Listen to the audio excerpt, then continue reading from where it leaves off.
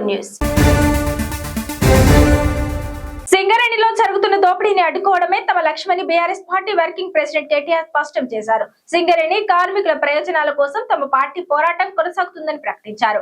సింగరేణి కార్మికుల ప్రయోజనాల దృష్ట్యా కొత్తగూడెంలో బీఆర్ఎస్ తన మద్దతు సిపిఐకి ప్రకటించిందని వెల్లడించారు. సింగరేణి దోచుకుంటున్న కాంగ్రెస్ ను ఆపేందుకే సిపిఐకి మద్దతు ఇస్తామని చెప్పారు. కానీ వారిపై ఏం ఒత్తిడి ఉందో తెలియదు. పొత్తుకు ఎందుకు ఒప్పుకుందో వాళ్ళకి తెలియాలి అని తెలిపారు. హైదరాబాద్ లోని పార్టీ ప్రధాన కార్యాలయం తెలంగాణ భవన్ లో సేవాలాల్ మహారాజ్ జయంతి వేడుకలు నిర్వహించారు. వాటిలో పాల్గొన్న అనంతరం మాజీ మంత్రి కేటీఆర్ మీడియాతో మాట్లాడారు. సింగరేణి సంస్థలో జరుగుతున్న పరిణామాలు, మున్సిపల్ రాజకీయ పరిస్థితులపై స్పందించారు.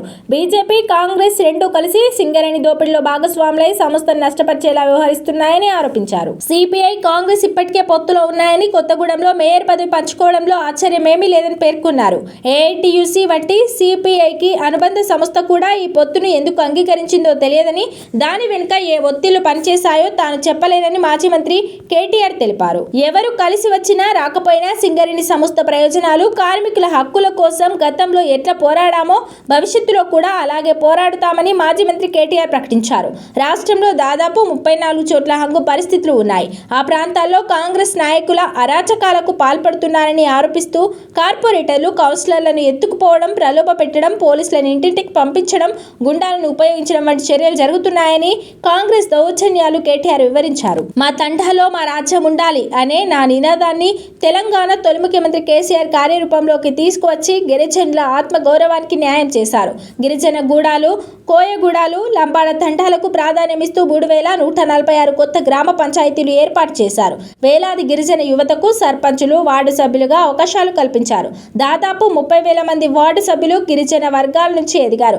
ఇదంతా కేసీఆర్ కృషితోనే సాధ్యమైంది అని మాజీ మంత్రి కేటీఆర్ గుర్తు చేశారు. ఒకే రోజు సుమారు 4.5 లక్షల ఎకరాల పోడు భూములకు పట్టాలు ఇచ్చి గిరిజనుల భూమి హక్కులను రక్షించింది బీఆర్ఎస్ పార్టీ ప్రభుత్వం. కొమరం భీం నాయకత్వంలో జరిగిన జల్ జంగల్ జమీన్ పోరాట స్ఫూర్తిని కొనసాగిస్తూ అడవులు, భూములు, నీళ్ల విషయంలో న్యాయం చేస్తూ గిరిజనుల జీవన ప్రమాణాలను మెరుగుపరిచామని BRS party working president KTR తెలిపారు. గిరిజన పిల్లల కోసం ఆశ్రమ పాఠశాలలు, గురుకులాలు, జూనియర్, డిగ్రీ కాలేజీలను పెద్ద ఎత్తున ఏర్పాటు చేయడం బీఆర్ఎస్ ప్రభుత్వ ఘనత అని ప్రకటించారు. రిజర్వేషన్లను 6% నుంచి 10% పెంచి గిరిజన యువతకు మెరుగైన అవకాశాలు కల్పించామని మాజీ మంత్రి కేటీఆర్ గుర్తు చేశారు. గిరిజన యువతకు ప్రభుత్వ సబ్సిడీలు, వడ్డీ లేని రుణాలు అందించి వారిని వ్యాపారవేత్తలుగా తీర్చిదిద్దాం. ఓవర్సీస్ స్కాలర్షిప్లు కూడా అందించి ఉన్నత విద్యకు ప్రోత్సాహం ఇచ్చాం. బంజారా హిల్స్ లో సేవాలాల్ బంజారా భవన్ నిర్మాణం ద్వారా గిరిజనుల ఆత్మగౌరవాన్ని నిలబెట్టాలని, రాష్ట్ర వ్యాప్తంగా సేవాలాల్ భవనాల నిర్మాణానికి స్థలాలు మంజూరు చేశామని కేటీఆర్ వివరించారు. అంటే దానికి కారణం గౌరవ పెద్దలు, మరి మన నాయకులు కేసీఆర్ గారు. అట్లాగే కేవలం తాండాలు మాత్రమే కాదు, ఒకే ఒక్క రోజు 4.5 లక్షల ఎకరాల పోడు పట్టాలిచ్చి గిరిజనులను, వారి ఆత్మగౌరవాన్ని నిలబెట్టింది కూడా కేసీఆర్ గారు. జల్ జంగల్ జమీన్ అనే నినాదంతో ఆనాడు ఏ పోరాటం అయితే కొమరం భీం గారి నాయకత్వంలో జరిగిందో, ఆదివాసీల కోసం, గిరిజనుల కోసం మరి పోరాటం జరిగిందో, అదే పద్ధతుల్లో మరి అటు నీళ్లలో న్యాయం చేస్తూ, ఇటు పోడు భూముల పట్టాలిస్తూ, మరొక వైపు హరిత వనాలు పెంచుతూ, అట్లాగే వారి ఆత్మగౌరవాన్ని పెంచే విధంగా మరి బ్రహ్మాండంగా కేసీఆర్ గారి నాయకత్వంలో న్యాయం చేసుకున్నాం. అట్లాగే విద్యా ఉపాధి అవకాశాల్లో మెరుగైన అవకాశాలు గిరిజన బిడ్డలకు రావాలన్న ఉద్దేశంతో ఆశ్రమ పాఠశాలలు పెట్టి మా సత్యవతి రాథోడ్ గారి నాయకత్వంలో ఆనాడు పెద్ద ఎత్తున మా గిరిజన బిడ్డల కోసం మరి వందలాది గురుకుల పాఠశాలలు, జూనియర్ కాలేజీలు, డిగ్రీ కాలేజీలు కూడా పెట్టిన ఘనత బీఆర్ఎస్ ప్రభుత్వాన్ని, పెద్దలు కేసీఆర్ గారు. అట్లాగే కేసీఆర్ గారు మొదటి నుంచి చెప్తా వచ్చింది, తెలంగాణ రాష్ట్రం ఏర్పడితే గిరిజనులకు మరి ఉపాధి అవకాశాల్లో, విద్యలో రిజర్వేషన్లు పెరుగుతాయని ఏదైతే చెప్పారో, చెప్పినట్టుగానే 6% నుంచి 10% రిజర్వేషన్లు పెంచి మరి చదువుకున్న గిరిజన బిడ్డలకి గొప్పగా అవకాశాలు ఇచ్చి వారి రిజర్వేషన్ల శాతం పెంచిన ఘనత కూడా కేసీఆర్ గారికి దక్కుతుంది. దాంతోపాటు మరి ఎవరైతే వ్యాపారవేత్తలుగా రాణించాలనుకుంటారో గిరిజన బిడ్డలు, వారి కోసం ఆనాడు కేసీఆర్ గారి నాయకత్వంలో సీఎం ఎస్టీ ఆంటర్ప్రినర్షిప్ ప్రోగ్రామ్ అని చెప్పి పెట్టి 200 మంది గిరిజన బిడ్డలకు మరి లక్షలాది రూపాయలు ప్రభుత్వ సబ్సిడీ ఇచ్చి, వారికి ఇంట్రెస్ట్ లేకుండా మరి బ్యాంకు రుణాలు ఇప్పించి వారిని ఒక పారిశ్రామికవేత్తలుగా, ఔత్సాహిక బిజినెస్ మెన్గా కూడా తీర్చిదిద్దింది కేసీఆర్ గారి నాయకత్వం. కాబట్టి అన్ని రంగాలలో ఎన్ని రకాలుగా మరి న్యాయం చేయగలమో అన్ని రకాలుగా న్యాయం చేసే ప్రయత్నం చేసినాం. మా సోదరులు గుర్తు చేస్తున్నారు, ఓవర్సీస్ స్కాలర్షిప్లు కూడా ఇచ్చామని. అవి మాత్రమే కాదు, ఇంకా సేవాలాల్ బంజారా భవన్ ఇక్కడే బంజారా హిల్స్ నడిబొడ్డున కట్టిస్తాము అని మాటిచ్చారు. కేసీఆర్ గారు కట్టించారు. ఇవాళ అది ఒక తలమానికంలాగా మరి ప్రతి జిల్లాలో కూడా మరి అదే పద్ధతుల్లో సేవాలాల్ భవన్, సేవాలాల్ బంజారా భవన్ పేరిట మరి స్థలం మంజూరు చేసినారు, కట్టించే ప్రయత్నం చేసినాము. అట్లాగే హైదరాబాద్ నడిబొడ్డున బంజారా హిల్స్లో మరి ఇక్కడ బ్రహ్మాండమైన భవనాన్ని ఏర్పాటు చేసి దానికి కేసీఆర్ గారే ఇనాగ్రేషన్ కూడా చేసి గిరిజనుల ఆత్మగౌరవాన్ని నిలిపి అట్లాగే సేవాలాల్ మహారాజ్ జయంతిని కూడా అధికారికంగా నిర్వహించడమే కాకుండా మరి బ్రహ్మాండంగా రాష్ట్ర ప్రభుత్వమే మొత్తం బాధ్యత తీసుకొని నడిపింది కేసీఆర్ గారి నాయకత్వం. ఇవన్నీ కూడా అందరికీ తెలుసు మా గిరిజన బిడ్డలకి. భవిష్యత్తులో మరిన్ని సేవలు కేసీఆర్ గారి నాయకత్వంలో తిరిగి ప్రభుత్వం ఏర్పడిన తర్వాత తాండాలలో ఇంటింటికి నీళ్ళు ఇచ్చిన కార్యక్రమం కానీ ఇంకా మిగతా కార్యక్రమాలు కానీ ఇంకా ఉధృతంగా చేస్తాము. గిరిజనులకు అండగా నిలబడతాము. బంజారా సోదరులకి సోదరిమణులకి మళ్ళొకసారి సేవాలాల్ జయంతి మరి సందర్భంగా మీకు అభినందనలు తెలియజేసుకుంటూ, దాంతోపాటు ఇవాళ మహాశివరాత్రి కూడా ఈరోజే ఉన్నది. మహాశివరాత్రి సందర్భంగా కూడా మరి రాష్ట్రంలోని ప్రతి తమ్ముడికి, ప్రతి అన్నకి, ప్రతి చెల్లికి, ప్రతి అక్కకి పేరు పేరున అందరికీ మహాశివరాత్రి పర్వదిన సందర్భంగా హృదయపూర్వకంగా శుభాకాంక్షలు. మరి ఆ శివుడి ఆశీర్వాదంతో ఈ రాష్ట్రం సుభిక్షంగా ఉండాలని, మీరందరూ మీ కుటుంబాలతో సంతోషంగా ఉండాలని మనసారా కోరుకుంటూ, వాళ్ళ 2 పండుగలు ఒకటే రోజు వచ్చినాయి, సేవాలాల్ జయంతి, శివరాత్రి. ఈ సందర్భంగా అందరూ పండుగ వాతావరణంలో మరి సుఖంగా సంతోషంగా ఉండాలని అభిలషిస్తూ అందరికీ నమస్కారం. తెలంగాణలో ఇటీవల ముగిసిన మున్సిపల్ ఎన్నికల ఫలితాలు కాంగ్రెస్ పార్టీలో కొత్త ఉత్సాహాన్ని నింపాయి. మెజారిటీ మున్సిపాలిటీలు, కార్పొరేషన్లను కైవసం చేసుకోవడంతో రేవంత్ సర్కార్ ఇప్పుడు పూర్తి విక్టరీ జోష్లలో ఉంది. ఈ జోష్ ను అలాగే కొనసాగిస్తూ రాష్ట్రంలోని అన్నదాతలకు అదిరిపోయి తీపి కబురు చెప్పేందుకు ప్రభుత్వం రంగం సిద్ధం చేసింది. ఈ నెల 17 లేదా 18వ తేదీన రైతుల ఖాతాల్లో రైతు భరోసా నిధులు జమ చేసేందుకు కసరత్తు తుది దశకు చేరుకుంది. తెలంగాణ మున్సిపల్ ఎన్నికల ఫలితాలు ఇచ్చిన ఊపుతో సీఎం రేవంత్ రెడ్డి రైతులకు ఇచ్చిన మాట నిలబెట్టుకోబోతున్నారు. యాసంగి సీజన్ పెట్టుబడి సాయం కింద ఎకరానికి 6,000 రూపాయల చొప్పున నిధులను విడుదల చేసేందుకు ప్రభుత్వం నిర్ణయించింది. ఇందుకోసం సుమారు 9,000 కోట్లను ఆర్థిక శాఖ ఇప్పటికే సమీకరించింది. మున్సిపల్ ఎన్నికల కోడ్ కారణంగా వాయిదా పడిన ఈ ప్రక్రియను కోడ్ ముగియగానే పూర్తి చేయాలని ముఖ్యమంత్రి అధికారులను ఆదేశించారు. ఈ నెల ప్రారంభంలో మిర్యాలగూడలో జరిగిన బహిరంగ సభలో సీఎం రేవంత్ రెడ్డి మాట్లాడుతూ మున్సిపల్ ఎన్నికలు ముగిసిన వెంటనే రైతుల ఖాతాల్లో నిధులు వేస్తామని హామీ ఇచ్చారు. ఇప్పుడు ఎన్నికలు ముగిసి కాంగ్రెస్ భారీ విజయాన్ని నమోదు చేయడంతో అన్నదాతలకు ఇచ్చిన వాగ్దానాన్ని ప్రభుత్వం అమలు చేస్తోంది. రాష్ట్ర వ్యాప్తంగా సుమారు 1.46 కోట్ల ఎకరాలకు ఈ సాయం అందనుంది. దీనివల్ల దాదాపు 70 లక్షల మంది రైతులు ప్రయోజనం పొందనున్నారు. రైతు భరోసా నిధుల విడుదలపై చర్చించేందుకు సీఎం రేవంత్ రెడ్డి శనివారం సాయంత్రం జూబ్లీ హిల్స్ లోని తన నివాసంలో మంత్రులతో అత్యవసర సమావేశం నిర్వహించారు. ఈ భేటీలో నిధుల పంపిణీకి సంబంధించిన విధి విధానాలతో పాటు త్వరలో జరగనున్న జెడ్పీటీసీ, ఎంపీటీసీ ఎన్నికలపై కూడా కీలక చర్చలు జరిగాయి. మున్సిపల్ ఎన్నికల స్ఫూర్తితో స్థానిక సంస్థల ఎన్నికల్లోనూ క్లీన్ స్వీప్ చేయాలని ప్రభుత్వం వ్యూహాలు రచిస్తోంది. ఈసారి రైతు భరోసా పంపిణీలో అర్హులకు మాత్రమే న్యాయం జరగాలనే ఉద్దేశంతో ప్రొఫెసర్ జయశంకర్ వ్యవసాయ విశ్వవిద్యాలయం ఆధ్వర్యంలో ప్రభుత్వం షార్టిలైట్ సర్వే నిర్వహించింది. సాగు భూమి ఎక్కడ ఉంది, బోగస్ లబ్ధిదారులు ఎవరు అనే అంశాలపై స్పష్టత వచ్చిన తర్వాతే నిధులు విడుదల చేయనున్నారు. గత వానాకాలం సీజన్లో ఎవరికైతే సాయం అందిందో వారందరికీ ఈసారి కూడా యథాతథంగా నిధులు అందజేయాలని ప్రభుత్వం సూత్రప్రాయంగా నిర్ణయించింది. మున్సిపల్ ఎన్నికల్లో కాంగ్రెస్ దౌర్జన్యాలకు పాల్పడిందని బీఆర్ఎస్ నేత ఆర్ఎస్ ప్రవీణ్ కుమార్ ఆరోపించారు. బీఆర్ఎస్ పక్షాన నిలబడిన ప్రజలకు ధన్యవాదాలు తెలిపారు. ఈ మున్సిపల్ ఎన్నికల్లో బీఆర్ఎస్ 30% ఓట్ షేర్ నమోదు చేసుకుందని పేర్కొన్నారు. హైదరాబాద్ లోని తెలంగాణ భవన్ లో ఆర్ఎస్ ప్రవీణ్ కుమార్ మీడియాతో మాట్లాడుతూ ప్రభుత్వంపై వ్యతిరేకత మొదలైందనడానికి ఉదాహరణ చెప్పారు. సీఎం రేవంత్ రెడ్డి కీలక శాఖలను తన దగ్గర పెట్టుకున్నారని ఆర్ఎస్ ప్రవీణ్ తెలిపారు. ప్రజాస్వామ్యాన్ని రేవంత్ రెడ్డి అపహాస్యం చేస్తున్నారని మండిపడ్డారు.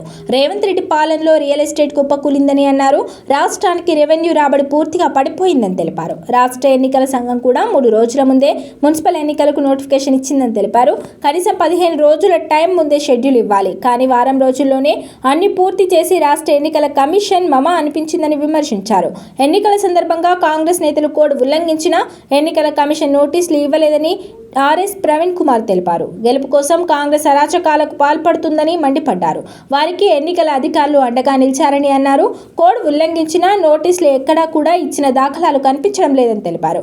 వీడియో ఆధారాలతో సహా చూపించిన సీఎం రేవంత్ రెడ్డికి నోటీసులు ఇవ్వలేదని విమర్శించారు. రాష్ట్ర ఎన్నికల కమిషన్ ఏం చేస్తోందని ఆయన ప్రశ్నించారు. రాజ్యాంగబద్ధ సంస్థలు నీరు గారినట్టేనా అని మండిపడ్డారు. ఈరోజు నిజంగా రాష్ట్రంలో రేవంత్ రెడ్డి గారు ముఖ్యమంత్రిగా ఉన్న ఈ కాలంలో అసలు ఈ మున్సిపల్ ఎలక్షన్ల పరిస్థితి అయితే ఎంత విచిత్రంగా ఒక జోక్గా మారిందనేది ఈ రోజు తెలంగాణ ప్రజలందరూ కూడా ముక్కు మీద వేలేసుకుంటున్నారు. మీరు చూస్తే ఈ ఎలక్షన్ల ప్రహసనం స్టేట్ ఎలక్షన్ కమిషన్, రాష్ట్ర ఎన్నికల సంఘం, రాజ్యాంగబద్ధంగా ఏర్పడ్డ సంస్థ మున్సిపల్ ఎన్నికల నగారా మోగిస్తుంది కేవలం 3 రోజుల ముందర. ఒక రోజు ముందు నోటిఫికేషన్ వస్తుంది, నోటిఫికేషన్ షెడ్యూల్ విడుదలవుతుంది, నోటిఫికేషన్ షెడ్యూల్ విడుదలవుతూనే ఇక మరుసటి రోజు నుంచే నామినేషన్స్. అంటే వారం రోజుల లోపల కనీసం అంటే 15-20 రోజులు సమయం ఇచ్చి ఒక ప్రెస్ కాన్ఫరెన్స్ పెట్టి ప్రెస్ కాన్ఫరెన్స్లో షెడ్యూల్ ప్రకటించి ఆ షెడ్యూల్లో డేట్ ఆఫ్ నోటిఫికేషన్ ఈరోజు, డేట్ ఆఫ్ నామినేషన్స్ ఈరోజు, అదేవిధంగా నామినేషన్స్ క్లోజర్ ఈరోజు, తర్వాత డేట్ ఆఫ్ విత్డ్రాయల్ ఈరోజు, స్క్రూటినీ, ఇవన్నీ కూడా చెప్పి డేట్ ఆఫ్ పోలింగ్ అని కనీసం ఒక 15 రోజుల షెడ్యూల్ ఇవ్వాల్సిన ఎలక్షన్ కమిషన్ ఈరోజు కేవలం వారం రోజుల్లోనే మమ అంటూ ఈ తతంగాన్ని ముగించే ప్రయత్నం మొదటి నుంచి చేసిండ్రు. ఆనాడు పంచాయతీ ఎలక్షన్లు కూడా అదే విధంగా చేసిండ్రు, ఈనాడు మున్సిపల్ ఎలక్షన్లు కూడా అదే విధంగా చేసిండ్రు అనేది చాలా స్పష్టంగా కనిపిస్తూ ఉన్నది. కాగజ్ నగర్ మున్సిపల్ పీఠం కోసం కాంగ్రెస్ పార్టీ నీచ రాజకీయాలకు తెరలేపింది. కాగజ్ నగర్ మున్సిపాలిటీలో తనకు ఓటు లేకున్నా ఎక్స్ అఫిషియో కోసం కాంగ్రెస్ ఎమ్మెల్సీ దండే విఠల్ అక్రమంగా తప్పుడు ఓటు నమోదు చేయించుకున్నారు. దీనికి సంబంధించి ఆధారాలను సిర్పూర్ మాజీ ఎమ్మెల్యే కోనేరు కోనప్ప బయటపెట్టారు. ఈ 16న జరిగే ఎన్నికల్లో బీఆర్ఎస్ అభ్యర్థి కాగజ్ నగర్ మున్సిపల్ చైర్మన్ గా ప్రమాణ స్వీకారం చేయనున్నాడని, దానిని అడ్డుకునేందుకు కాంగ్రెస్ ప్రభుత్వం కుట్రలు చేస్తుందని కోనేరు కోనప్ప ఆరోపించారు. ఎక్స్ అఫిషియో ఓటు వేసేందుకు ఎమ్మెల్సీ దండే విఠల్ చేత తప్పుడు మార్గంలో కాంగ్రెస్ ప్రభుత్వం ఓటు నమోదు చేయించిందని తెలిపారు. దండే విఠల్కు ఎక్స్ అఫిషియో ఓటు వేసేందుకు అర్హత లేదని తెలిపారు.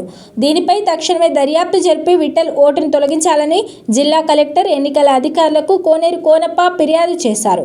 విఠల్ ను ఎక్స్ అఫిషియో సభ్యుడిగా కొనసాగించకూడదని డిమాండ్ చేశారు. ఈ నెల 17న తెలంగాణ తొలి ముఖ్యమంత్రి కేసీఆర్ జన్మదిన వేడుకలు ఘనంగా నిర్వహించేందుకు అన్ని ఏర్పాట్లు చేస్తున్నామని మాజీ మంత్రి తలసాని శ్రీనివాస్ యాదవ్ వెల్లడించారు. తెలంగాణ భవన్ లో ఇన్ఛార్జ్ రావుల చంద్రశేఖర్ రెడ్డి, మాజీ కార్పొరేషన్ చైర్మన్ పల్లె రవికుమార్, కిషోర్ గౌడ్, ముఠా జయసింహతో కలిసి ఏర్పాట్లను పరిశీలించిన అనంతరం తలసాని మీడియాతో మాట్లాడారు. కరెంటు, నీళ్లు, గోస లేకుండా చేసిన నాయకుడు కేసీఆర్ అని కొనియాడారు. పేదింటి ఆడబిడ్డ పెళ్లికి కళ్యాణ్ లక్ష్మి, షాదీ ముబారక్, పేదలకు ఆసరా పింఛన్లు, విద్యార్థులకు గురుకులాలను, రైతులకు, ప్రజలకు సాగు, తాగునీటికి ఇబ్బంది లేకుండా చేసిన నాయకుడు కేసీఆర్ అని ప్రశంసించారు.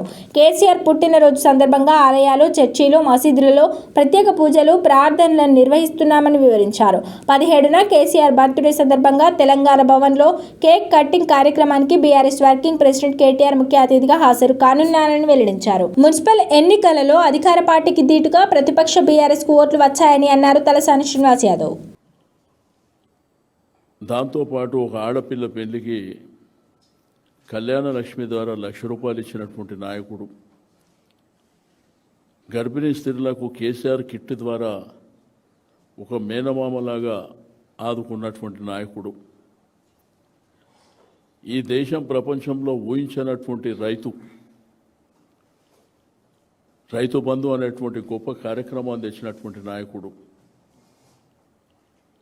చదువుకునేటువంటి పిల్లలకు ఓవర్సీస్ స్కాలర్షిప్ ఇచ్చినటువంటి గొప్ప నాయకుడు, మిషన్ కాకతీయ ద్వారా నీటి దాహర్తిని తీర్చినటువంటి నాయకుడు, ఇరిగేషన్ కాళేశ్వరం ప్రాజెక్టుల ద్వారా అద్భుతంగా అన్ని గ్రామాలకు నీళ్ళు ఇచ్చినటువంటి నాయకుడు,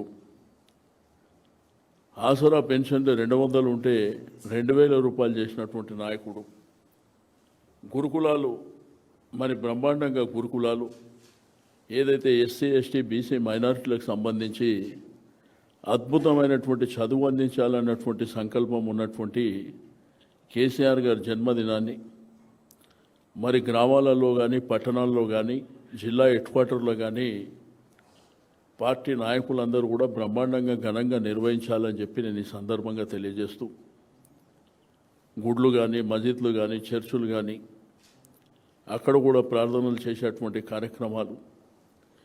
అయితే రాష్ట్ర కార్యాలయంలో అంటే తెలంగాణ భవన్లో ఆ రోజు ఉదయం 10 గంటలకు కేటీఆర్ గారు ముఖ్య అతిథిగా కేక్ కట్ చేస్తారు. అదేవిధంగా హరీష్ రావు గారు, మధుసూదనాచారి గారు, మా పెద్ద నాయకులందరూ కూడా అంటే శాసన మండలి, శాసనసభ్యులు, పార్లమెంట్ సభ్యులు, మాజీ శాసనసభ్యులు, చైర్మన్లు, మాజీ చైర్మన్లు, వివిధ కార్పొరేషన్ల మెంబర్లు, మా కార్యకర్తలు, మా హైదరాబాద్ సిటీకి సంబంధించినటువంటి కార్పొరేటర్, మాజీ కార్పొరేటర్లు అందరూ కూడా పెద్ద ఎత్తున ఇక్కడ కార్యక్రమాలు ఉంటాయి. ఆ కార్యక్రమాలు అయిన తర్వాత అందరికీ భోజన ఏర్పాట్లు కూడా ఉంటాయి, ఇంక్లూడింగ్ మీడియా. అందరూ కూడా, ఎందుకంటే మా నాయకుడిని పుట్టినరోజు జరుపుకోవడం అనేది మేమందరం మా అదృష్టంగా భావించి పెద్ద ఎత్తున జరుపుకోవాలనేటువంటి సంకల్పం ప్రతి సంవత్సరం కూడా చాలా గ్రాండ్గా చేస్తాం. ఈ సంవత్సరం కూడా చాలా అద్భుతంగా పుట్టినరోజు వేడుకల్ని చేపట్టడం జరుగుతుందని చెప్పి నేను ఈ సందర్భంగా తెలియజేస్తూ ఉన్నాను. నిన్న మొన్న సరే మున్సిపాలిటీ ఎలక్షన్లు కూడా జరిగినాయి, రిజల్ట్స్ కూడా వచ్చినాయి. అధికారంలో ఉన్నటువంటి కాంగ్రెస్ పార్టీకి 15 లక్షల ఓట్లు వేస్తే ప్రతిపక్షంలో ఉన్న మాకు కూడా 10,80,800 చిల్లర ఓట్లు రావడం కూడా అది మామూలు విషయం కాదు. ఎందుకంటే రాజకీయాలలో మా ప్రభుత్వం ఉన్నప్పుడు ఇదే లోకల్ బాడీ ఎలక్షన్లు జరిగితే వన్ సైడ్ ఎన్నికలు జరిగినాయి. కానీ ఇప్పుడు చూస్తే మాకేమీ మా కార్యకర్తల నాయకుల పోరాట పటిమ చిన్న విషయం ఏం కాదనేటువంటి విషయాన్ని కూడా నేను ఈ సందర్భంగా తెలియజేస్తూ ఉన్నాను. కాబట్టి ఎల్లుండి 17వ తారీఖున జరిగే కేసీఆర్ గారి పుట్టినరోజుని మరి ఘనంగా నిర్వహించడానికి ఏర్పాట్లన్నీ జరుగుతున్నాయి. తప్పకుండా కార్యకర్తలు, నాయకులకు ఇక్కడ హైదరాబాద్లో అందుబాటులో ఉన్న వాళ్ళు అయితే వాళ్ళందరికీ ఇదే ఇన్విటేషన్, మీరందరూ కూడా భవన్కు రావాలని చెప్పి నేను కోరుతాను. ఇది ఇవాల్టి బులెటిన్. మరో బులెటిన్ లో మళ్ళీ కలుద్దాం. Stay and TS24 news.